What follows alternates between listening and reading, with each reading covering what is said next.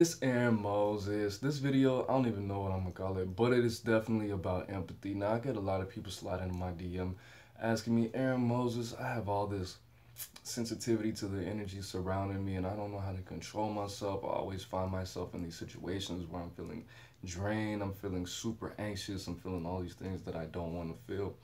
Now, if you ask the right person, AaroniMoses doesn't have a lot of empathy. That's not fucking true. And anybody who tells you that, fuck them. Because I do have empathy. The difference between me and somebody who can't control their empathy and their sensitivity to energies that surround them is I have total, I'm not a perfect being, obviously, but I have control over what I can feel. And this comes from just just my life, just me going through life and the universe trying to mold me to be the best that I can fucking be because I have a great relationship with the universe. We've always had a great rapport, and some people just don't get that training. Other people do get that training and they just ignore it. It's not that they fail, they just ignore it. So how to control your empathy. And now, you know what? If I didn't go through these things, I would have no idea. And I'm gonna, all right, I'm thinking really fast. All right, so the first thing I want to tell you is if I didn't go through these things, I really wouldn't have too much to teach you. Now, that's pretty much like you asking somebody who's naturally good with women, which I'm definitely not, how do you get girls? If you ask somebody that, then they say, I, I don't know, I just be myself, bro. I don't know, girls just like me. And that's fucking annoying. But I have logically and rationally thought about these things and how they've affected me. And the great thing about this is, till I was 20, I'll just throw that number out there. Till I was 20, from age 7 to 20 is when I was in that zone where I just didn't have to feel anything for you if I didn't want to. When I turned 18 is when I started, getting into the spirituality. And then I had some stuff going on with my heart chakra. And then I became super sensitive. Then I had extra empathy that I never fucking had before. I was doing a heart chakra meditation and I was walking with my friend somewhere and we were walking through a field. And we crossed over the train tracks and I saw a moon. It wasn't full. It was close to it though. And I just start crying, bro. Just tears. I was like, bro, look at this moon. It's so beautiful. And they're like, bro, what the fuck is wrong with you? And this is when I was like, we were sober too. This is when I was like 20, 21. And around that time, I was going through a lot of issues pertaining to the heart chakra and my empathy. And then again, universe kicked back in and trained me back up. And then I went back and I regained my control of my empathy. But that is probably the most, that in the time where, I used to be, of course I was in Chicago at the time, so it was a lot of anger. It would be people walking around angry as fuck, and it wasn't even like they were actively angry, they were just angry as people. And I would just be shaking, like my shoulders were tense, and I'd just be shaking for no reason. And I had this like twitch in my head and shit, and it was bad. So I'm gonna give you I'm gonna give you some steps, and I'll probably tell a couple stories on how to control your empathy. I'm not gonna give you steps. I'm more so just gonna give you, I'm just gonna give you some information.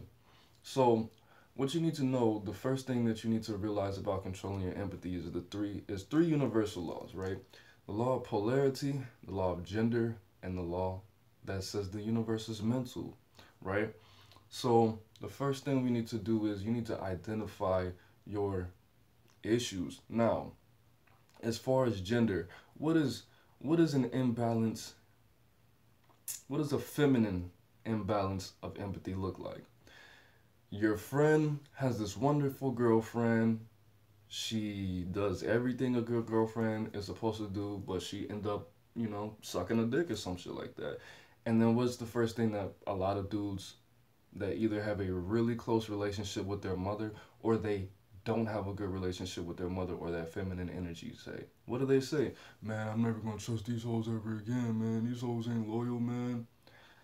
What a lot of dudes fail to realize is that's a feminine trait. That is something that's something that a woman would do. You know, that's something that an imbalanced, not even a woman, okay, and I'm not even gonna go there, but that is an imbalance of feminine energy that comes from a bad relationship with empathy, a bad relationship with your emotional body. Now, on the other hand, when a woman breaks up with a when a female breaks up with a male, a lot of the times they try to heal themselves with sex.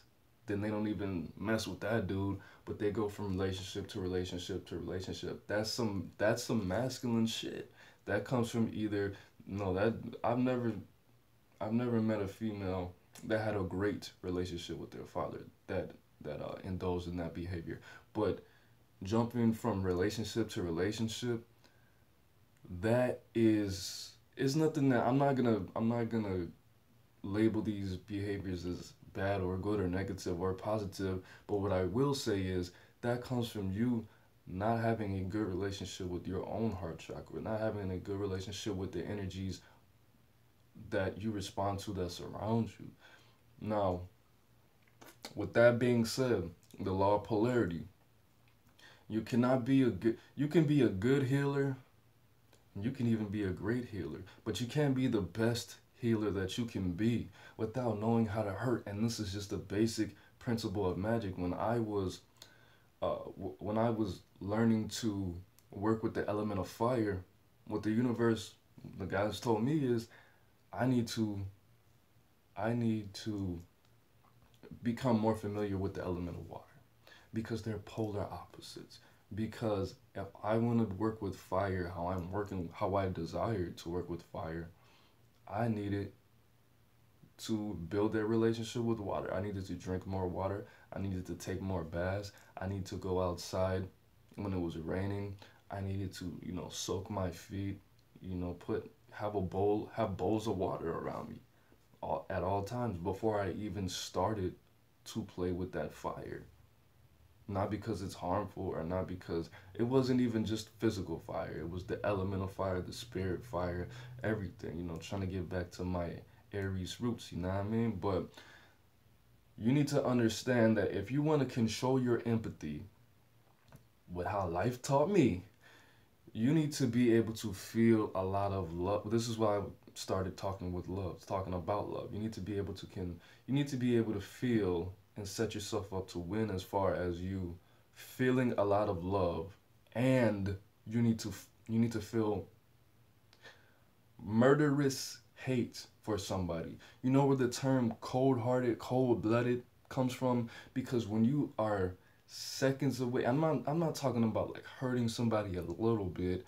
I'm not talking about like keying their car up or burning their house. I'm talking about you're looking this person in the eye and you are like contemplating, can I really do this 25 years? Can I really move a body? Can I really chop this? Where can I really go get some line? Like you're really, and the fucked up thing about it is when you feel this, your heart just, you can feel the exact size of it. Your physical heart and your heart chakra. But at this point, we're talking about the heart chakra, and you can feel the physical size of it, and it's just cold. It's like it's like nothing in there. There's nothing in there, and it's cold, and you can just feel the blood in your arms, and on the under part of your arms just is cold, and you don't really think about it, but you can feel it, and you're thinking, I could kill this person, right? I could kill them. I could kill you right now. You don't even understand what I'm feeling right now. And then it's just everything's so clear. Everything's so clear, and it's past being angry. It's like a new angry. It's not even it's like when you're angry, you can't really think as well as you should be able to. But when you feel this coldness, when you feel that, you can think. The anger is like outside of your body. I don't know if it just transforms or where it goes, but Yeah, I mean, I take that back. I'm not gonna take it back, but not everybody, the fact that not everybody is going to feel that in their life, not everybody's gonna feel that. But you definitely need to feel like you really dislike somebody, like you hate somebody. You can feel murderous towards somebody without hating them. That's two different things. But you have to be able to feel love and you have to feel the opposite of that. Now, some people might call that fear. Some people might, I mean, yeah, the opposite of love is fear. And that murderous feeling for me came out of, it was triggered by fear. It was triggered by just having a fucked up childhood and being reminded constantly of of those feelings, and then having it come from the person who created these feelings, and it was at the worst possible time in my fucking life. So you need to be able, you need to feel love and hate. Now, of course, the universe sent me a whole bunch of fucked up ass relationships, which is how you get that middle. This is how I got the middle. I had a whole bunch of fucked up ass friends that left me for dead. I had a whole bunch of fucked up ass female fucking girlfriends. I had a whole bunch of just foolishness, just a bad relationship with people. But if you want to heal the best that you can heal, you need to be able to hurt the best that you can hurt. Now, another thing that I want to tell you is I read, and you can do the research yourself, I read an article when I was writing a paper that said that athletes, and a- any anybody who physically trains, the more pain that they experience while they work out, the more happiness that they can experience in their life.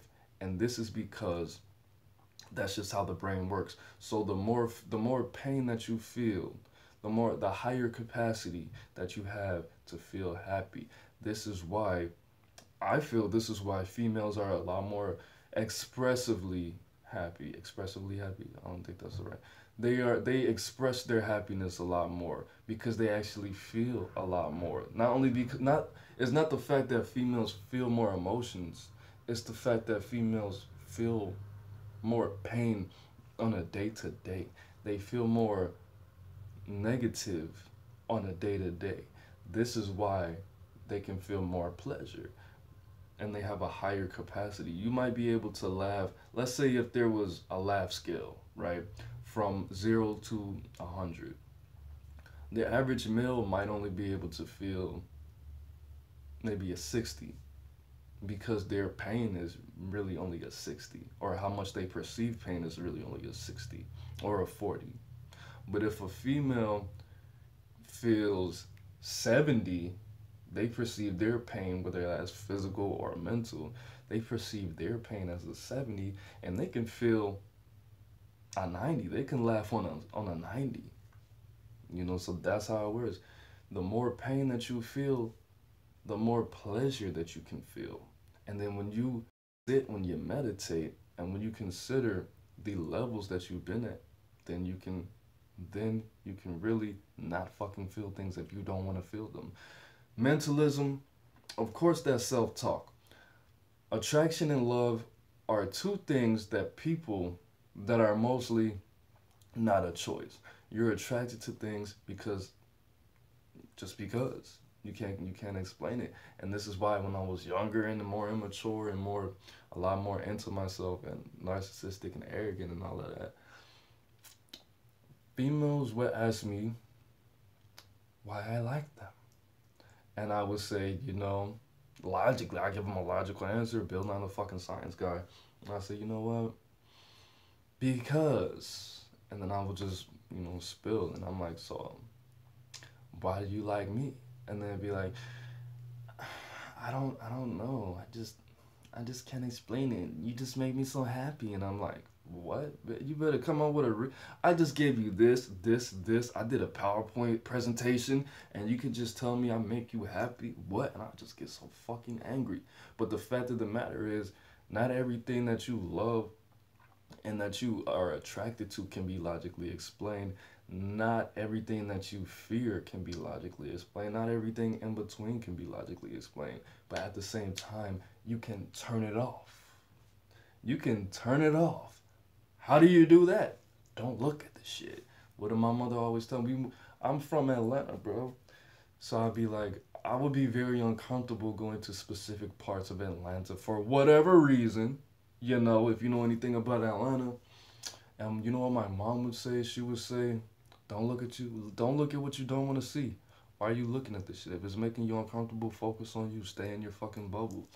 And that's what I always give people the advice. They tell me, you know, especially when I was a teenager, she shouldn't even told me this shit. I mean, she should have, but I was just abusing that, you know, with the whole me pulling on my pants and people saying that they don't feel comfortable with me doing certain things. I definitely brought that into my adulthood. Like, bitch, don't look at me. Don't pay attention. Stop listening to me. You know, I can say whatever I want. Don't listen. Direct your focus somewhere else. But that's the advice I'm giving you, though.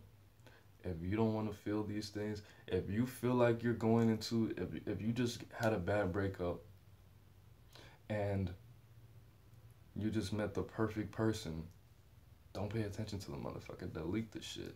Delete the person off your Facebook. Tell them, you know, make the logical choice to turn them off purposely.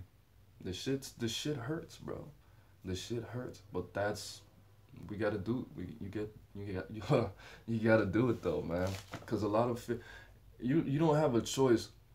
I mean, most fears are a choice. Most fears are not fucking genetic fears and are not embedded down deeply inside you and are not super habits and phobias. But the genetic fears, you can even reprogram yourself to not fucking fear something that is supposed to be genetically feared. Animals fear fucking fire and sharp objects. We fear big ass animals. You don't have to fear those things though. Chickens fear fucking hawks. They are born to fear hawks. It's in their genetics. You don't have to fear these things. You don't have to fear anything ever again. You don't have to you don't have to choose to love anything. You don't have to pursue anything that you love or anything that you're attracted to. And this all has to do with the mentalism. Letting your mind control your emotions. And of course, if you do any research on the heart, we know the body is you know, the rest of the subconscious mind that the scientists say they can't fucking find. They're just not telling you your body's filled with brain cells. They're not telling you that your spinal fluid has a lot of the same fluids that surrounds your brain. They're not telling us that. They're not telling us that there's brain cells in your intestines. They're not telling us that the heart has a hell of a lot of brain cells. If you watch a video, I think I have it on this channel. If you watch a video where I talk about the cold showers and how the warriors used to prepare themselves, making themselves uncomfortable so they can be comfortable with being uncomfortable, so they can have less fear and more heart when they go to war. If you watch the video where I described my experiences with cold shower, the first thing that happened was my heart rate changed, my breath changed, then I had a thought. And that's how life is. Your heart perceives things before your body does. That's not what I meant. Your heart rate controls the emotions that you experience. Emotions are chemical reactions. Your heart dictates what chemical reactions are going to be created in your brain, then your body does the rest of the fucking work for you. The fight, flight, or freeze. So what you do, when people come to me and they tell me, my short answer is just meditate, void meditate, stop thinking about the shit, and protect yourself with a sky blue aura and program it to not feel anything, and then protect that aura with the shield, with a silver shield with spikes sticking out of it. But that doesn't work for everybody, and of course I've been telling people that you shouldn't be relying on bubble shields and shit like that for you to not feel super sensitive and super empathetic. And it's not even this. I turned it from. It starts with the heart and the mind. Of course it does, but how you socialize, how you maneuver and manipulate yourself through life to your end goal or on whatever path you're on, it does start with love and fear. This is why I started with this. This is why I keep bringing up relationships and giving you these examples. I mean, a lot of people can actually relate to this in a real way. But what else do we have? I got my notes. Painting your brain, hormones, controlling your hormones, your diet, how you socialize. Of course, all those things. The difference between the female brain and the male brain is the fact that women have more hormones to control. They have a better, fully functioning frontal, prefrontal cortex, and the setup of their brain, it just makes a little bit more sense than the male brain. The male brain's bigger because it's not compact as much, and this is why hormones get in the way when in a female's life, because the brain is more compact. It has this, it weighs the same, it has the same amount of water, and it functions pretty much the same, but the hormones, you know, a man's brain is bigger because it's more spread out. There's like probably 7 or 8 major things like the amygdala, the prefrontal cortex, and some other shit I can't remember that actually separates a male's brain from a female's brain, but it's ultimately the hormones. And a lot of dudes smoking that loud have hormone problems, jacking off too much, having sex with your girlfriend whenever she wants because you don't have balls anymore because you're in sperm bankruptcy, bro. Hold your sexual fluids in, bro. That'll give you, if you're a male and you're watching this because you have empathy problems and oversensitivity problems to the energies in your life, hold your semen, bro. Hold your sexual male fluids. You need that shit just as much as you need water, bro. Hold that shit in. I know she's bad. I know she got a big old booty. I know she got titties to match. Hold that shit, bro. Hold. You're not gonna die, bro. You're not gonna die, bro. It's not that important. It's really not. If you have too much sex, it starts to become a chore. It starts to become annoying, and it really fucks up how well you can think. It really fucks up how motivated you are. Think about when you were a teenager, bro, and you jerked off in the shower. You thought you were gonna wash your hair, brush your teeth, take this thorough ass shower, wash your hair twice, put the conditioner you just bought. No, but you bust that nut before you wash up and wash your hair. Nah, bro. Sometimes you even get out the shower and forget you didn't even wash up, and you start thinking like, damn, I just busted a nut and left.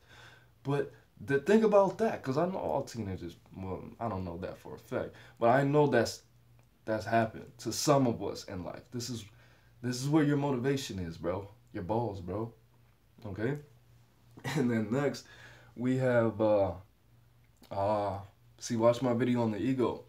The ego doesn't give a fuck, bro. The ego is like Project Pat. Project Pat don't give a fuck. The ego does not give a fuck, bro. Your ego does not have any empathy. Now, I'm not telling you to be egocentric and arrogant and narcissistic and a psychopath. Well, I'm telling you to tap into that ability to turn those things on and turn them off. When people come up to you, they ask you for something, just like I said in another video. If I sense you're motivating, if I sense you're manipulating me in any way, I'm shutting down. It's an automatic no. If you ask me for something like, hey, AaroniMoses, can I get $5?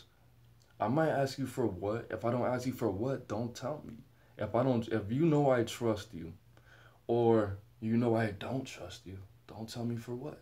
Just ask me. Now, if you come up to me with a sob story, oh, it's an automatic no every time. Every time. Now, your ego doesn't have empathy, and I'm going to make a video on healthy narcissism, healthy manipulation, and using people healthily. There is such thing as healthy narcissism. We're all narcissists. If you're not, that's unhealthy. Just like healthy racism. There's such thing as healthy racism. If you're not physically attracted to your own race, that's a mental illness. You're crazy. That's not what this video is about, though. The next thing is breath. I'm going to make a video on breath and why I call my channel Life is in the Breath. I'm going to give you a little bit. how you jump through these different dimensions, and what I'm essentially telling you is how to jump through these dimensions, how to transfer your mind and your energy to different dimensions. The emotions are chemical reactions in your brain that commit that not commit that the emotions are chemical reactions in your brain that permit you to enter new dimensions and perceptions of reality. When you're in a new dimension, time is different, space is different, and people are different. Your emotions are how you perceive the space that you're in. How you perceive the space that you're in puts you in a whole different dimension. How you speak to somebody puts you in a whole different dimension. How you speak to your boss and how you speak to a 13-year-old child is two different dimensions. You have to either lower yourself, raise yourself, or invite these people to your dimension. I don't speak to children like they're kids. That's why people think I'm weird. I talk to them like however age I perceive myself that I am. And they come to me or come to me. But I don't do that. You know, I don't fucking unless even fucking Jimmy. Jimmy's too. Shout out to Jimmy. People are like, why you always talking to him like he's a grown ass man? I'm like, because he is a grown ass man. He's just not in that dimension yet. He's in a phase right now. He's a child. He's gonna be a fucking adult longer than he's gonna be a child. And I want him to perceive the world as a grown man in a child's way. Whatever the case is, I'm not a psychologist, but I mean, it worked for my little nephew CJ, and he's pretty okay, so whatever. But breathing, right? I went on a fucking tangent, excuse me. When you breathe, your breath, your breath is a way to easily switch these dimensions. There's really only maybe 4 dimensions you should be living in. You have the dimension of the 6th chakra. You have the dimension of the heart. The dimension of the sacral, which you're really not going to use that much. And when you do use it, you're not going to have to switch that on and off. It's going to be amusement park, bedroom. It's that sacral chakra. And then what Elliot Holtz, one of my favorite mentors, calls the dimension of the balls, the root chakra, right? It's not really, I'm not even gonna skip around like that. When it's time to breathe, when it's time to think, switch, and you can use visualization. If your visualization is on point like that, you can use visualization while you breathe, when you're making the decision. Now it's time to think. 6th chakra. Okay, I told you not to bounce the ball in the house. I'm gonna crack your head open. And then your heart chakra. And then you breathe from your heart chakra when you're supposed to be, when you're lost in the middle of the jungle and you don't know where to go. Well, maybe you should use your balls for that one. But whatever you feel like you need to be using your heart chakra for, breathe to that specific part of your lungs. You need to learn breathing exercises and yogic breaths. YOGIC, yogic breaths. To breathe from the different dimensions, the different chambers of your lungs, which that's not what it's called, but the different parts of your lungs. And you can mentally separate these different parts of your lungs. When it's time to breathe, am I skipping one? No. When it's time to breathe into your balls, when it's time to use your instincts, your root chakra, that's when you breathe deep. That's when you expand your belly and breathe deep. This is when every time I invoke the elements or the planets, I breathe deep. I use this so it circulates. The root chakra is one of the main functions of the root chakra, circulation, that people don't teach you about in books. In books. You know, a lot of people don't tell you. And you should be able to switch your consciousness. That's really what that is. Switching your consciousness to the chakras to make sure that nothing bad happens to you or that you get the desired results. But the solar plexus is the 2nd most psychic chakra in the chakra system, not the crown. I'll explain that in another video if you like me to. But the crown is an antenna. There's nothing. It's not that it's nothing psychic about it. Yeah, you channel through that, but it's not psychic in that sense. As well, as far as seeing, as far as intuition, as far as specific functions, the solar plexus is more psychic than the crown chakra, sumi. But for you breathing, if you want to tap into that seeing energy, if you want to tap into that psychic energy, if you want to see a little bit more, a little clearer, a little better, if you want to sense something, your gut feeling, breathe into your solar plexus. You want to use your instincts, breathe deeply. You want to ground yourself so you can feel everything, so you can get into that alpha wave. Breathe in your root. If you want to do so, if you're playing with your kids and you're like, I really don't fucking, man, he just broke this. I really don't want to play with his ass. But breathe into their heart. If somebody's talking too motherfucking much and you feel like doing something bad, mentalism. Your breath controls everything. Your breath regulates every fucking thing. But I'm definitely gonna make a video about that. That's it, man. That's everything I got. Heal, hurt, pain, choices. But how I just dealing with fucked up ass people, bro. Just fucking Chicago gave me the real choice to not feel anything when I don't want to feel anything. It's not that I can't. I totally can. I totally can. And then, when you have a lot of messed up experiences, that trauma. Everything, a lot of people say life is supposed to be hard. Old people that didn't grow up with the internet say life is supposed to be hard. It's not supposed to be hard, bro. The struggle is not a part of the game, bro. You are supposed to be traumatized, but that's not the same thing, bro. If you grow, like I used to grow weed, the reason that you put the fan on the weed plant is not because it keeps the smell away. It's because when you stress that root, when you put that pressure on the plant to sway, it makes the roots fucking stronger, bro. When you put stress on the stem, it makes the roots stronger. Not because it keeps the smell away. Because if you know what you're doing, you can't get the smell away. So, but we're supposed to be traumatized, bro. Let the universe traumatize you, bro. Let the pain in. Don't try to block the pain. You know what's gonna happen if you try to block the pain? It's all gonna come in at one time, and you're not gonna know what the fuck to do, and you're gonna kill yourself. You're gonna do drugs. You're gonna start having reckless sex with ugly bitches with no condoms. Just let it in, bro. Just let it in. Let it in. It's fun, bro. And then, there's dark pain, and there's light pain. Let the light pain in. The dark pain is gonna be there. It's gonna be there. It's gonna creep up on you. And if you have that light pain around you, inside of you, there's nothing the dark pain can do. And when I say dark, I don't mean dark like dark matter, dark energy. I literally mean bad. Shit that involves otherworldly stuff. Shit that involves very human things that you just don't want to deal with. Your puppy dying, or you losing $1,000. Losing $1,000 is light pain, because if you're with the shits, the $1,000 is gonna come back to you. But your puppy's never gonna come back. He's gone forever. But that light pain will help you.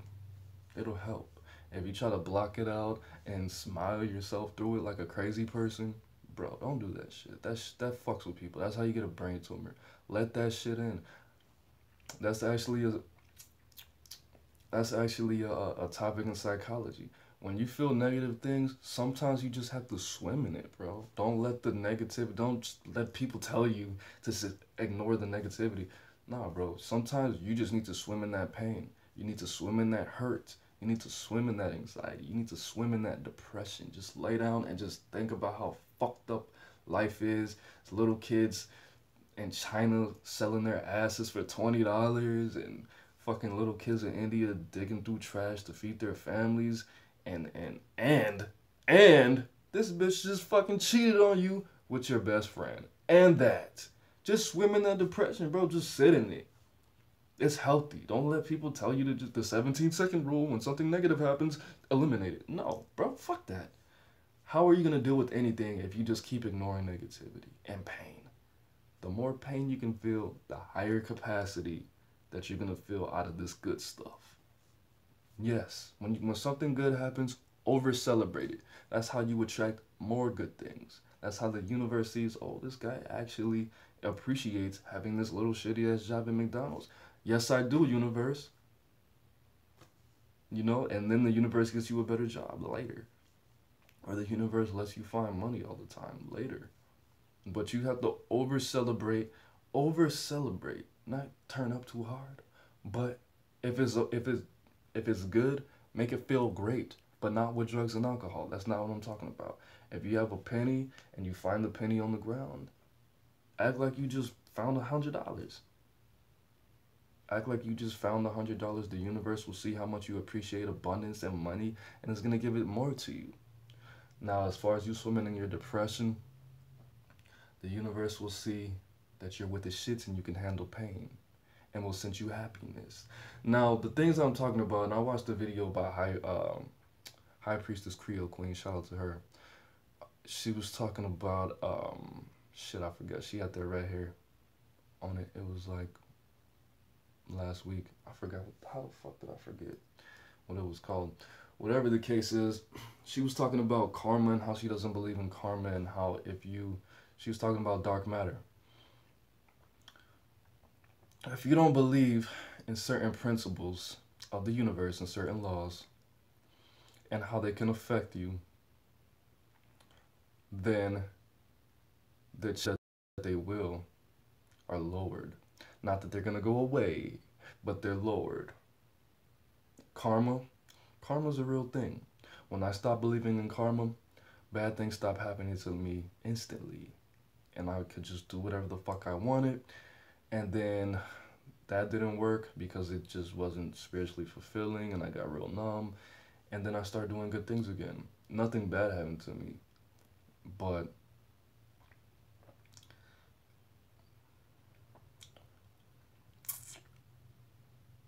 these